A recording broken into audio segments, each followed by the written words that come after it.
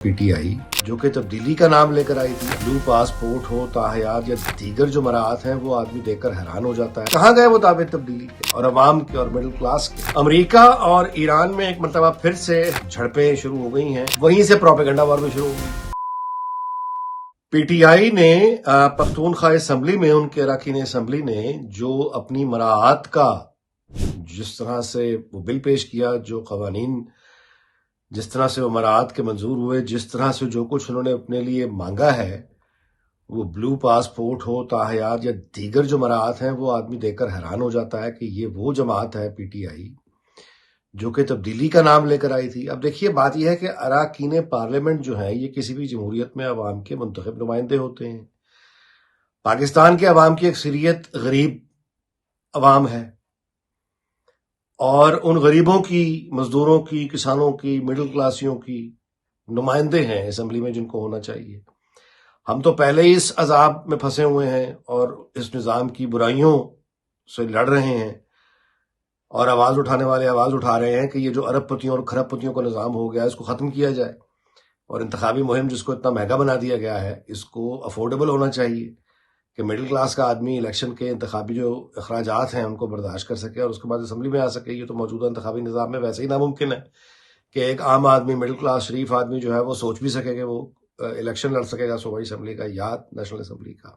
پہلے ہی یہ مصیبت ہے، آپ کے پاس بے پناہ اختیارات اور پیسے کی طاقت ہونی چاہیے جو عام آدمی کے بس سے بہت باہر ہے، جس کی وجہ سے یہ تمام اسمبلیاں جو ہیں وہ پہلے ہی خواص کا، یہ دارالعوام نہیں ہیں۔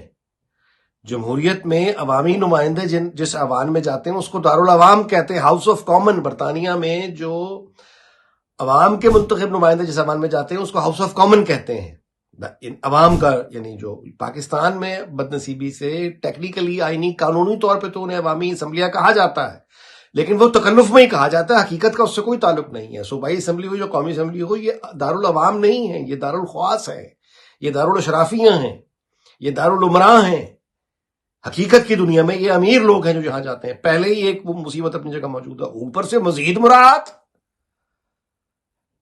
اور یہ مانگنے والی کون ہے؟ پی ٹی آئی جو تبدیلی کے نام پر آئی تھی۔ یعنی کہ یہ خرابی پیپلز پارٹی یا مسلم لیگ نون پر تنقید ہوتی آئی ہے، جو جنرل ضیاء الحق کے زمانے سے ایک لعنت چل رہی ہے کہ ارکان اسمبلی کو ترقیاتی فنڈ دیے جاتے ہیں، ڈیولپمنٹ فنڈ دیے جاتے ہیں، وہاں کرپشن ہوتی ہے، اور اسی وجہ سے مقامی حکومتیں، مقامی حکومتیں یا ان کا نظام بن نہیں پاتا۔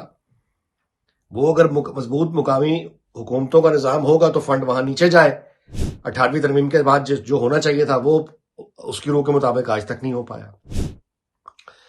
تو یہ سارا کا سارا بجائے یہ کہ اس کرپشن کے نظام کے خلاف پی ٹی آئی تو یہ نعرہ لگا کر آئی تھی نا تبدیلی کا کہ ہم نظام کو ختم کریں گے، ہم تو مضبوط مقامی حکومتوں کا نظام لے کر آئیں گے، ہم تو فنڈ وہاں پہ لے کر جائیں گے، ہم تو پاور کو نیچے لے کر آئیں گے، یہ تھا نا۔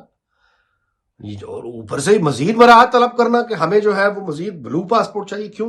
آپ کا عوام سے کوئی تعلق نہیں ہے، آپ نے، یعنی کوئی آپ کا سلوک تو اس طرح سے ہے، یہ مراعات مانگنی، مزید مراعات مانگنی اس غریب قوم سے، اور پختونخوا سے اس طرح کی آواز اٹھنی خاص طور پہ جو جنگ کا ایک تباہ حال صوبہ ہے، 40 سال سے زیادہ ہو گئے ہیں وہاں جنگ ختم نہیں ہونے میں آ رہی، عام لوگوں کا وہاں برا حال ہے، نوکری وہاں ہے نہیں، کاروبار تباہ پڑا ہے، معیشت کا کو سمجھ نہیں آ رہی کیسے بہتر ہوگی، اور آپ کو مزید مراعات چاہیے۔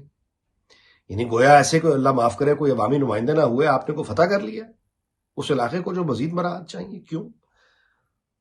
عوام سے کیا تعلق ہوا آپ کا؟ اور کہاں گئے وہ دعوے تبدیلی کے اور عوام کے اور مڈل کلاس کے؟ یہ بہت افسوسناک ہے۔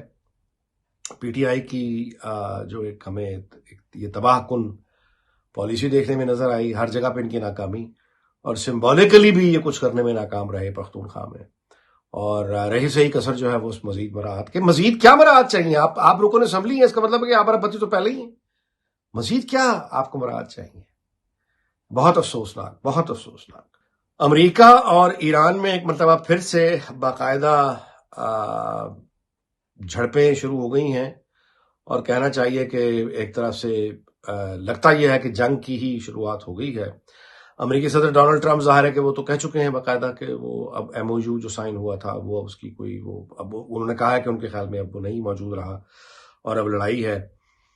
اب معاملہ یہ ہے جی کہ جہاں پہ یہ لڑائی شروع ہوئی ہے امریکہ کی اور ایران کی، گراؤنڈ پر वहीं से प्रोपेगेंडा वॉर भी शुरू हो गई है दोनों तरफ से।